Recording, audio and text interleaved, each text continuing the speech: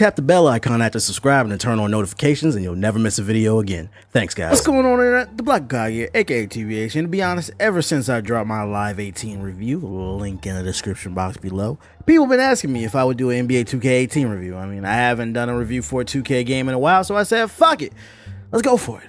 So, how does this year's game hold up? Me on the 91 Days is one of the best anime I've ever seen. Are you happy? It's really good. It's really good. Around and gotten it to your teammates? It's loud ass audio. I'm really happy with how we're moving the ball. As leader of this team. Yeah, I am happy. I'm pleased with how I've been able to get everyone involved. You know, as a leader of this team, it's my job to give back to the other guys every so often, you know, mix it up. So, I've gone out of my way to give them some shots. It's tough, it's hard, because I know in the back of my mind, it's like, look, I can do this, I can do this. This is the savage answer. But, I'm a big fan of charity, so it works out for me. Story. We're reading a book. 2K18 features the worst story mode that we've seen since they started doing these narrative-driven games. I mean, I know we all made fun of that Spike Lee joint a couple years ago, and we made fun of last year's game, but when compared to 2K18, we have to give those games some props. I mean, they had their moments. 2K18 makes no sense. You start off as a kid playing in a local tournament where regardless if you play well or not, you'll still be approached by your favorite basketball team and you'll end up at their tryout. From there, you get to try out, make the team, and then you can work your way up to earning more minutes from the coach and becoming an NBA superstar. The problem is the story is driven by terrible characters. I mean, your best friend who lives rent-free is annoying as hell. Who the fuck is Shabby Wells? And the icing on the cake is the fact that you can't skip cutscenes. There are so many cutscenes in this year's game, and I'd have no problem with them if they were good or if they allowed us to skip them. The game is chock full of cringeworthy moments like when you meet Boo Boo, the security guard. Also, what was the point of setting up this whole ATM narrative in the prelude if he plays no role in the later game? I thought ATM was going to be the next Jackson Ellis, but nope, he disappears after the tournament and he's never to be seen again. I'd also like to state once more, I mean, I have no problem with these excessive cutscenes. Maybe some of y'all enjoy them, but it's just not for me, and I just wish they would let us skip them.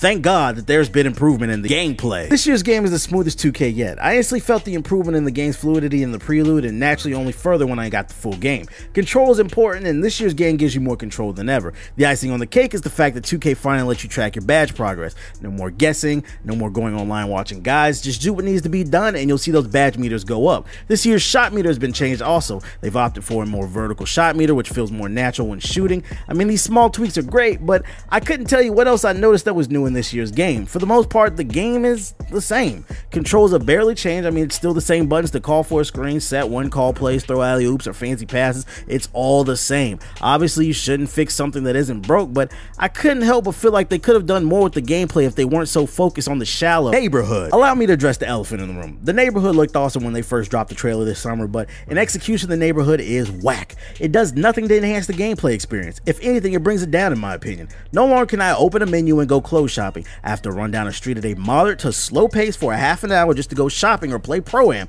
Aesthetically, it's cool, but the neighborhood is a gimmick designed to keep you in the game as long as possible. Once you do your first lap in the city, it loses its allure. It gets to the point where you just want to play a game, but you can't because you have to run a couple blocks. Nothing is worse than loading into a friend's neighborhood, y'all run to the playground, and then one of y'all disappear. When you finally do make it, then you realize, I can't stand the playground. Once again, the playground looked dope in the trailer, but poor execution plagues the playground as well. Bugs and glitches? Check.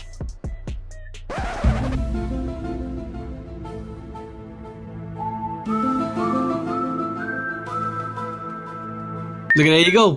And Flock just appeared out the ground. Oh my God. Laggy courts? Check. But for the most part, I'm fine with sticking like 10 points, bro. As long as y'all got it. Here. It's just the defensive where it fucking pissed me off. Bugs and glitches? Check. 3, 2, 1, go. Let's get it. Y'all niggas hating. Fuck y'all. Please, Lord. What is this guy doing? Oh my God, Are you serious, bro? I'm over it. I walked in the door and now I keep walking out and I walk back in, walk back out. Now I'm just stuck. Oh my God. What is going on, man? This game is trash. You know what I love about 2K, bro? Now, You know, who about to I've be in been the hanging out cutscene? with y'all for Nah, about I'm actually a little 2 bit into years Yeah, now, hello, bro. man.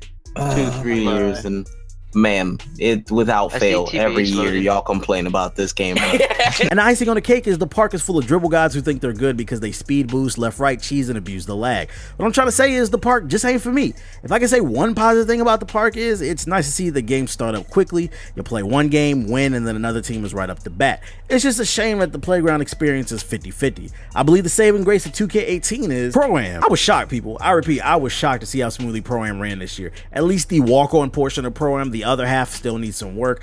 I'm a Pro-Am guy, and it's a beautiful thing to see 10 people on the court playing and the lag is minimal. I'll say Pro-Am worked for me about 95% of the time with a couple lag spikes here and there. On top of that, matchmaking is pretty quick, so whether you're hooping with friends or solo, I think Pro-Am is the way to go this year. It is a lot of fun. Now, I have 3 main complaints with the game this year.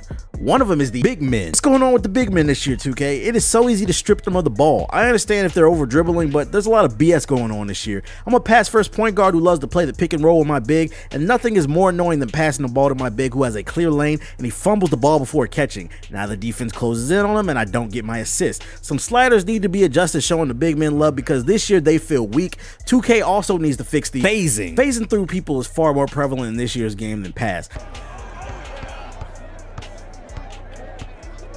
Nah, son. Oh, you go. What?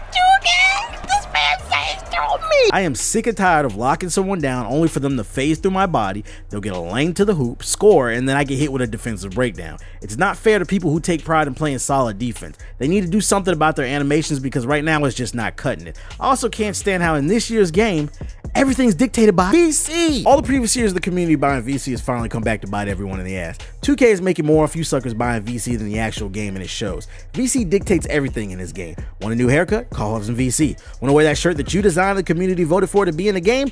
You better spend some VC. None of this would be an issue in this year's game if it wasn't for the grind. I mean, 2K even removed the VC multiplier, so there's no benefit of playing the game on Hall of Fame. You can't tell me this year's game wasn't designed around the idea of tempting people to buy VC. It affects the gameplay in every way to the point that NBA 2K18, it's starting to feel like a $60 game with a free-to-play business model. 2K and the YouTubers who encourage this terrible business practice, y'all should be ashamed of yourselves. Final thoughts. So here's a quick summary of my thoughts on NBA 2K18 for those of you who weren't paying attention. On the positive side of things, this is the most refined gameplay to date.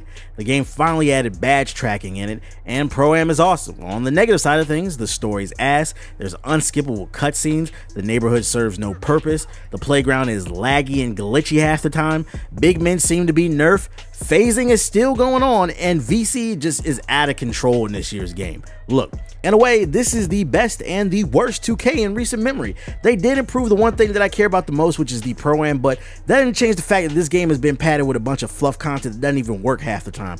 That's why I can't recommend this game at full price.